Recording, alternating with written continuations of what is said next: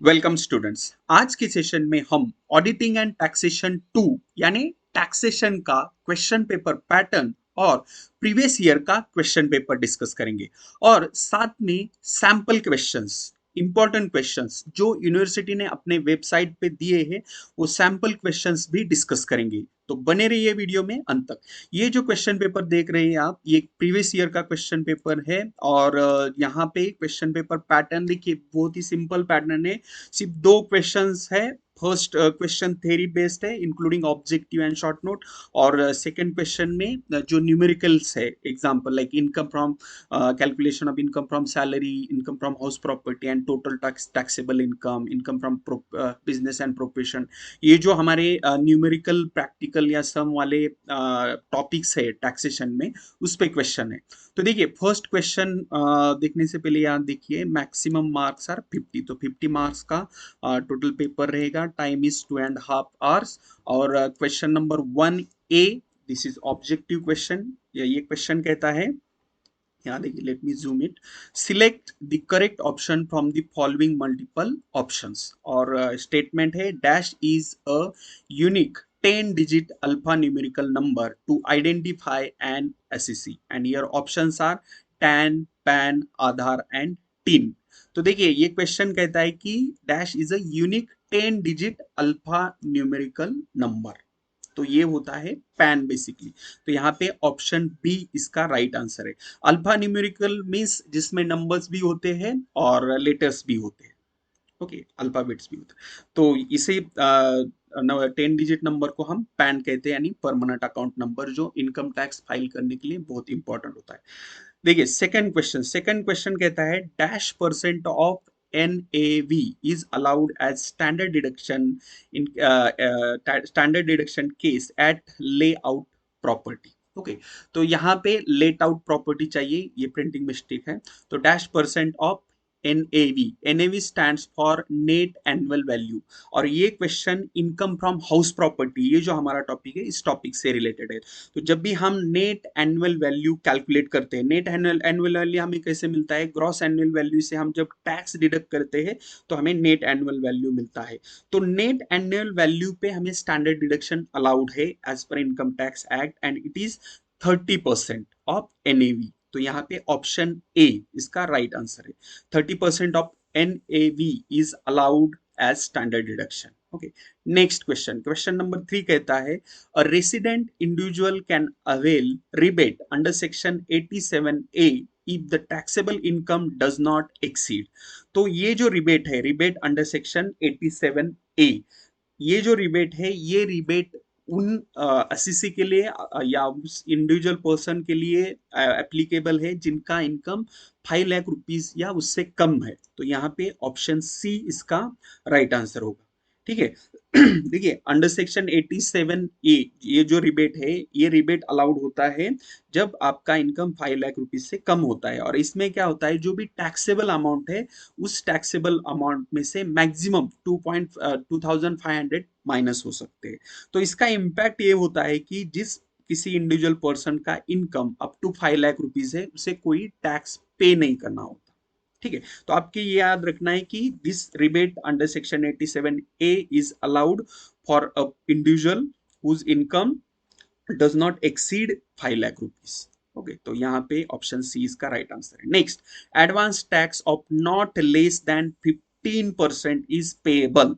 और यहाँ पे डेट दीजिए, ऑन और बिफोर 15 मार्च, ऑन और बिफोर 15 जून, ऑन और बिफोर 15 सितंबर, ऑन और बिफोर 15 दिसंबर। देखिए, ये चारों डेट बहुत इंपॉर्टेंट डेट है और इन चारों डेट पे हमें एडवांस टैक्स पे करना होता है। मतलब a person who is liable to pay advance tax, उसे ये जो 4 डेट है, ये इंपॉर्टेंट डेट माइंड में रखनी चाहिए।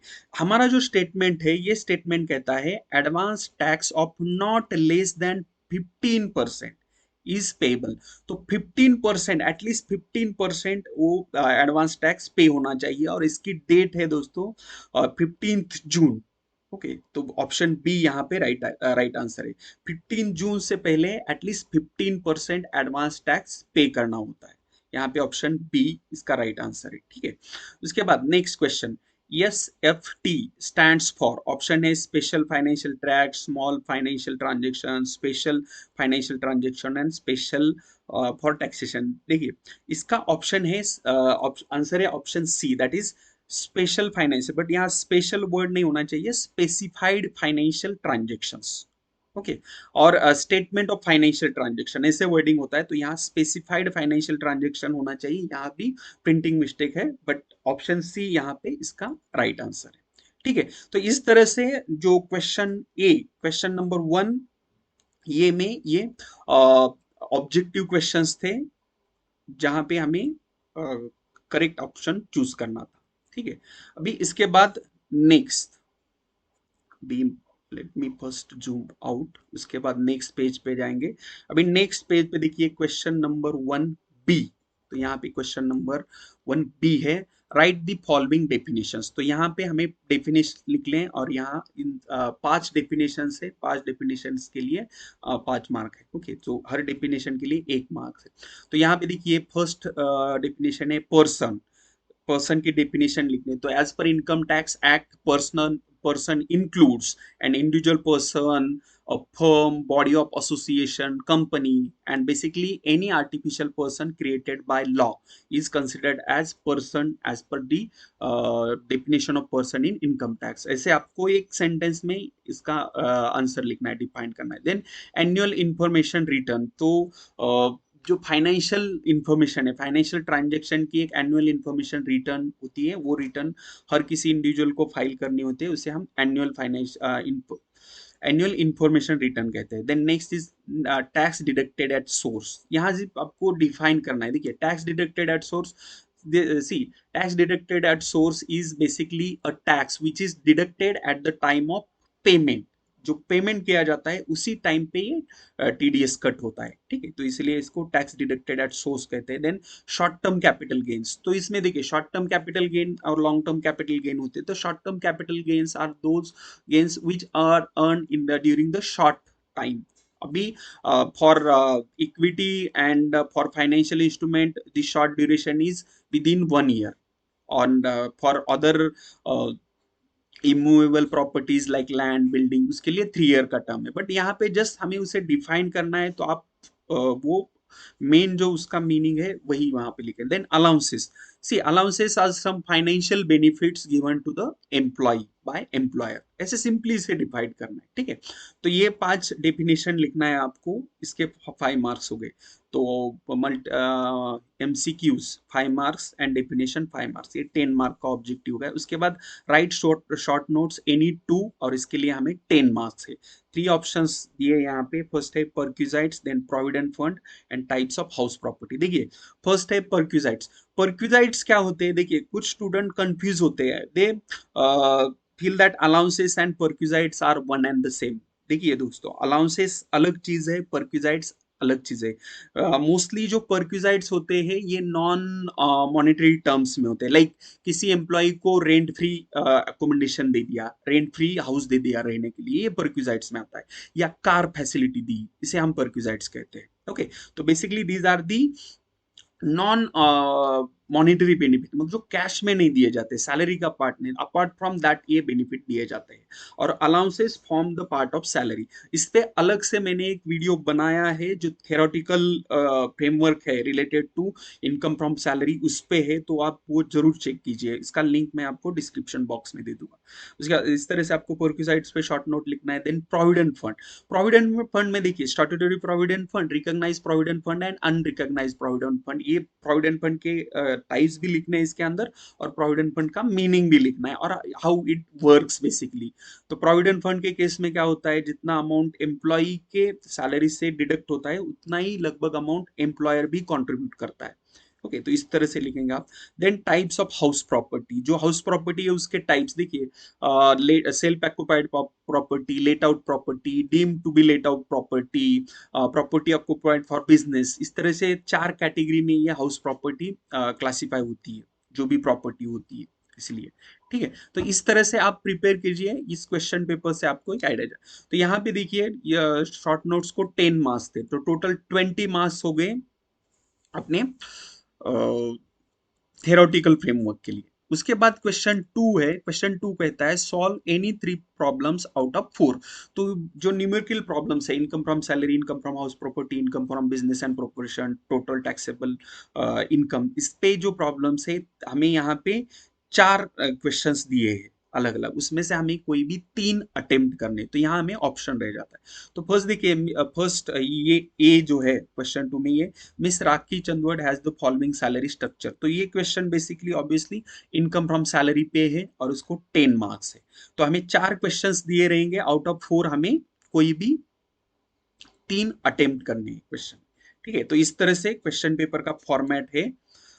अभी नेक्स्ट इनकम फ्रॉम सैलरी हो गया। इनकम फ्रॉम सैलरी के बाद देखिए हमें दिया है इनकम फ्रॉम हाउस प्रॉपर्टी पे, ये नेक्स्ट क्वेश्चन है। उसके बाद इनकम फ्रॉम बिजनेस वगैरह ऐसे क्वेश्चन है। तो देखिए यहाँ पे मैं आपको जूम करके दिखाता हूँ। देखिए compute income under the head income from house property of Shriram, इसके लिए 10 मार्क्स है, हाउस 1 2 3 दिया है। ये जो क्वेश्चन है ना, income from salary, income from house property, इस पे न्यूमेरिकल एग्जाम्पल लेके step by step question solve किए हुए वीडियोस लेक्चर्स हमारे चैनल पे अवेलेबल है, तो वो आप जरूर चेक कीजिए। उसके बाद नेक्स्ट सी है following is the profit and loss account. तो ये income from business and profession पे है, इससे पता चलता है हमें, ये 10 मार्क्स है। और लास्ट लास्ट जो क्वेश्चन है, चंद्रा फॉलोइंग इनकम फॉर ये, तो ये compute the taxable income and tax liability for assessment year. तो ये जो टोटल टैक्सेबल इनकम है, इस पे ये क्वेश्चन है, total taxable income of the individual और total taxable income of the person, इस पे। ठीक है, ये क्वेश्चन है। तो इस तरह से हमें क्वेश्चन 2 में 4 क्वेश्चंस दिए हैं, और ये जो 4 क्वेश्चन है, इन 4 क्वेश्चन में से कोई भी 3 हमें अटेम्प्ट करने हैं, तो मार्क्स है 10 ईच, हर क्वेश्चन 10 मार्क के लिए। इस तरह से क्वेश्चन पेपर का फॉर्मेट है। और जैसे कि हमने डिस्कस किया था इनिशियली कि हम साथ में जो सैम्पल क्वेश्चंस है, इंपॉर्टेंट क्वेश्चंस है ऑडिटिंग एंड टैक्सेशन के लिए, वो भी देखेंगे। तो यहाँ पे देखिए जो क्वेश्चन यहाँ पे आपको स्क्रीन पे देख रहे हैं, सब्जेक्ट ऑडिटिंग एंड टैक्सेशन, ये सावित्रीबाई फुले पुणे यूनिवर्सिटी पुणे के वेबसाइट पे ही अवेलेबल है। तो यहाँ पे हम इम्पोर्टेंट क्वेश्चन डिस्कस करते हैं और एक आइडिया गेस करते हैं कि कैसे क्वेश्चन है। Explain features of income tax, तो ये कहाँ पे आ सकता है, ये शॉर्ट नोट में आएगा। उसके बाद देखिए define income, person, assessee, deemed assessee, assessment year, previous year, agriculture income, ये जो टर्म्स है इस पे ये क्वेश्चन है। जैसे कि मैंने आपको पहले भी बताया कि ये जो सारे थेरोटिकल कॉन्सेप्ट रिलेटेड जो लेक्चर्स है, ये हमारे चैनल पे अवेलेबल है, जिसका लिंक मैंने अभी डिस्क्रिप्शन बॉक्स में दिया है, तो आप वो जरूर चेक कर लीजिए। उसके बाद explain the concept of capital receipt, revenue receipt, capital expenditure, revenue expenditure, then explain income from salary, features of salary allowances and tax liability, problems on income from salary, what is capital gain, explain short term and long term capital assets and capital gains, problem on gross total income, explain deductions under 80C, 80CCC, 82, 80U, what is tax deducted at source, then explain annual information return और specified financial transaction। तो ये देखो मैंने आपको बताया था ना कि SFT stands for specified financial transaction, जो हमारे ऑब्जेक्टिव क्वेश्चन में आया था जहाँ पे प्रिंटिंग मिस्टेक थी। ठीक है, तो ये कुछ सैंपल क्वेश्चंस है, और हमने अभी जो डिस्कस किया ये क्वेश्चन पेपर का फॉर्मेट था यूनिवर्सिटी ऑफ पुणे का। अगर आपको क्वेश्चन पेपर रिलेटेड कुछ डाउट है तो आप मुझे कमेंट सेक्शन में पूछ सकते हैं। और इस पे अगर आपको किसी टॉपिक पे प्रैक्टिकल या न्यूमेरिकल एग्जाम्पल पे एक आध लेक्चर चाहिए तो वो भी हमें कमेंट सेक्शन में बताइए। Thank you friends, thanks for watching, and make sure that आपने वीडियो को लाइक किया है और इस वीडियो को शेयर करना मत भूलिए। Thank you, thanks for watching.